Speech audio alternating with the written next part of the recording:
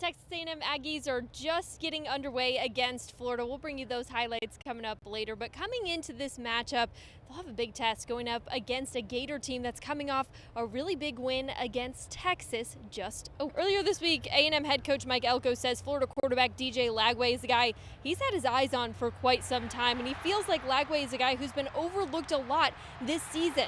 Elko says Lagway is a guy that he wanted to try to get here at A&M, so he knows how good he is as a QB. A&M is really hoping to test the Gators defense tonight. The Aggies establishing their run game big last week against Mississippi State. Reuben Owens was the #1 rusher with 21 carries and 142 yards. The Aggies hoping for another big game out of him. Being about halfway through the season, though, of college football, head coach Mike Elko says the biggest thing his team is still holding on to is the fact that they hold their destiny in their own hands moving from here on out. Yeah, I just think they're becoming more and more confident. And we talk about this a lot. It's an empowering feeling to know that you have control of the outcome of things.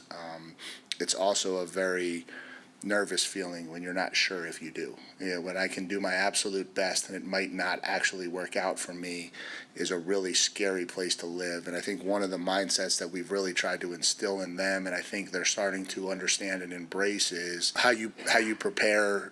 You ultimately can put in the work. You ultimately can play the game at a level that will make you unstoppable. And I think they're starting to believe that that's real. And the more that belief comes, the more invested they become, the more work they put in, the more they're able to finish, because they just have confidence that no matter how it goes, they're going to find a way at the end to get the job done. And I think that's what separates really great teams from average ones.